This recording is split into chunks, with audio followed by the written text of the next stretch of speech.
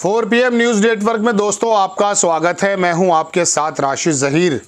दो खबरें आपको बताने जा रहा हूं जनाब मन।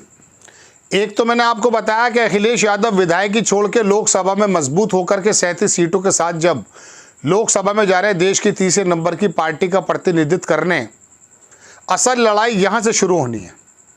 पिछले एपिसोड में मैंने आपको बताया था कि नक्शेबाजियाँ चल रही हैं नायडू के बारे में, नीतीश के बारे में, आरएसएस के बारे में। इसके बारे में कयास लगाना छोड़ दो। असल बात सुनिए क्या है। असल बात यह है कि अखिलेश यादव ने जो 37 सांसद जीतकर लोकसभा के अंदर पहुंचा दिए हैं, वहां पर वो कौन सी राजनीति करने जा रहे हैं जिसकी वजह से आने वाला वक्त बदलने वाला है। और मैंने कई बार आपके सामने अर्ज किया कि कोई अगर ये कहता है कि कमंडल पर भारी पड़ गया, मंडल बिल्कुल गलत कहता है। कमंडल भारी है जब भी 240-42 सीटें आई हैं भारतीय जनता पार्टी की। 38% वोट था, इतना ही मिला, लगभग 0.5% कम हुआ है। कुछ जगह पे कुछ सीटें कम हुई हैं तो कुछ जगह पे बहुत ज़्यादा सीटें मिल भी गई हैं। लेकिन मंडल की राजनीति जो अखिलेश यादव ने की, उत्तर प्रदेश के अंदर अमित शाह भी उसको लेकर परेशान है। और ये तमाम चीज़ें लोकसभा में अब आपको नज़र आने वाली हैं। 37 सीटों का ये मुखिया अखिलेश यादव जब लोकसभा में बैठेगा तो जेपी और लोहिया की राजनीति को चरितार्थ होते हुए आप देखेंगे। लोकसभा में रह करके एक तो मजबूत हो गया अपोजिशन, इसमें कोई दो राय नहीं है। जो डिप्टी स्पीकर 5 बरस में मोदी जी ने चुना ही नहीं था, अब के चुनना पड़ेगा। भले स्पीकर अपनी पार्टी का ले आए, टीडीपी का ना ला पाएँ, लेकिन अखिलेश यादव ने एक रास्ता जो दिखा दिया है, वो रास्ता वो है जो जेपी और लोहिया का रास्ता था। पिछड़े, दलित, अल्पसंख्यक, अति पिछड़ा, इन सबको मिलाकर के जो गुलदस्ता सजाया था पहले किसी ज़माने में, उसमें काशीराम भी थे। आज की तारीख में उसकी अगुवाई अखिलेश यादव कर रहे हैं। यही राजनीति देश की सबसे बड़ी पार्टी होने का दावा करने वाली पहले कांग्रेस, अब तो नहीं है वो इतनी बड़ी, अखिलेश के अलावा तमाम देश में कांग्रेसाई फैला देगी। इसी बात को लेकर के अगर राहुल गांधी तमाम प्रदेशों में, महाराष्ट्र में, पंजाब में, मध्य प्रदेश में, गुजरात में, उड़ीसा, बिहार में अगर दौड़ जाएंगे और जहाँ जहाँ मजबूत साथी है उसके साथ अमल करेंगे जैसा किया है, तो हिंदुत्व की राजनीति दफन हो जाएगी जनाब। मेरी बात 1-2 मिनट बाद समझ में आने वाली है, लेकिन मैं भूमिका बांधने में इतनी लंबी बात कर रहा हूँ, वजह उसकी है कि ज़रूरी है। अयोध्या के इर्द गिर्द 9 सीटों में से 6 सीटें समाजवादी पार्टी इंडिया गठबंधन ने जीत ली हैं।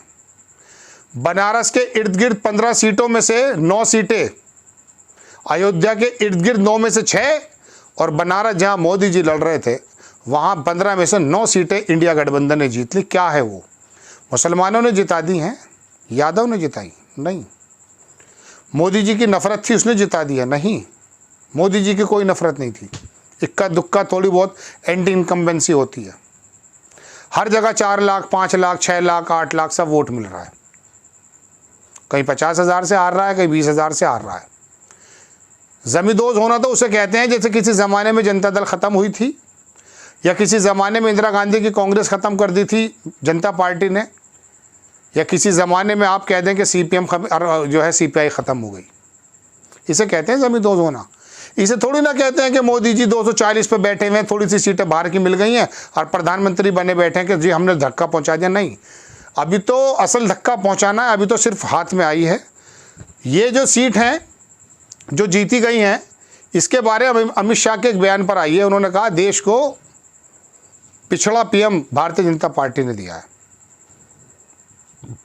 पिछड़ा, इस शब्द पर रुक जाइए। 50 से 55% लोग हैं ये। इसी के अंदर सेंधमारी करके अमित शाह ने कांवड़ के ज़रिए, 5 किलो चावल के ज़रिए हिंदुत्व का तड़का लगा करके जो उनको भारतीय जनता पार्टी का हिंदू बनाया है, उसी को तोड़ दिया है इस इलेक्शन ने जो अखिलेश यादव ने काम किया। यह है वो बात जो मैं बताना चाहता था।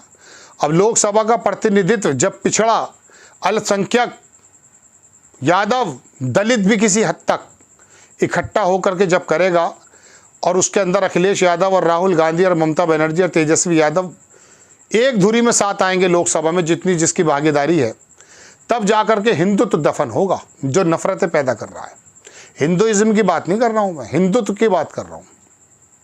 जो धर्म के एतबार से लोगों को वर्गीकरण कर दिया गया, बांट दिया गया है, जात के एतबार से इकट्ठे होंगे।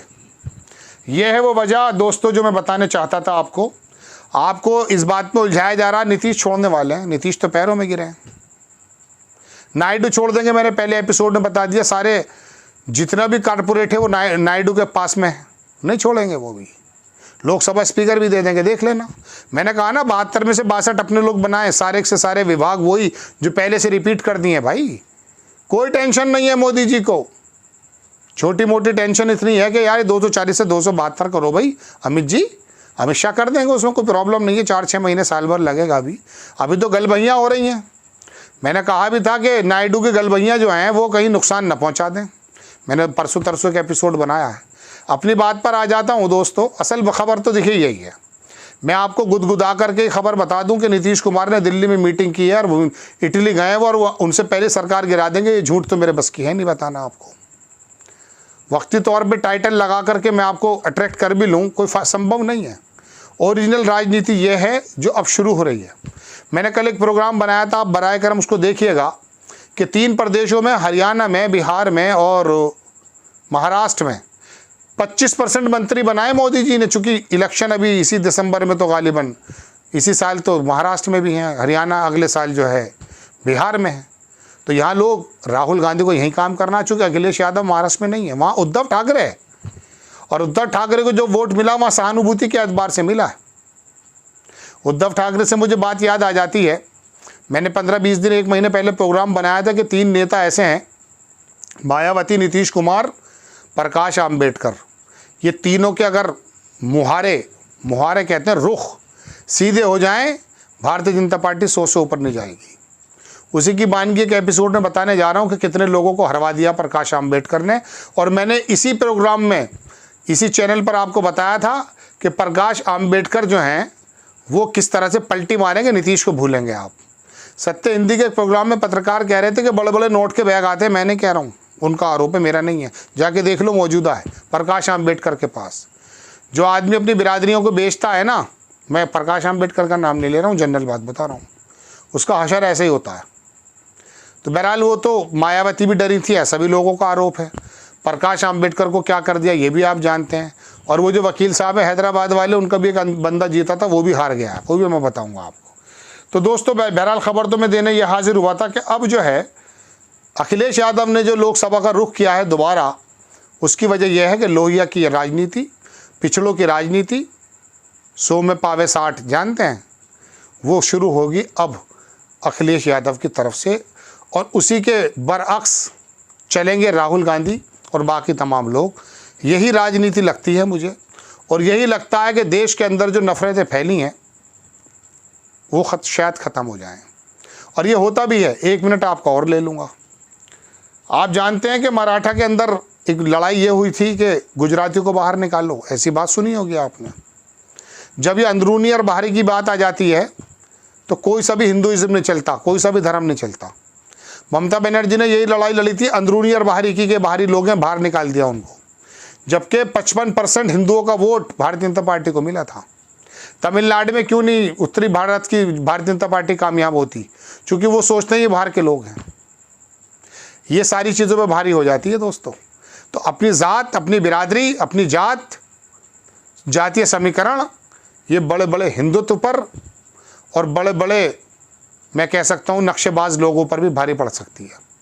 हुआ है देश में। तो राहुल गांधी और अखिलेश यादव अब लोकसभा में ये राजनीति शुरू करने जा रहे हैं जो मैं आपको बता रहा हूँ। आपको खबर कैसी लगी अपनी राय कमेंट्स बॉक्स में ज़रूर दीजिए। चैनल को सब्सक्राइब कीजिए, शेयर कीजिए। नेक्स्ट टाइम मैं किसी खबर के साथ हाजिर होता हूँ। जय हिंद।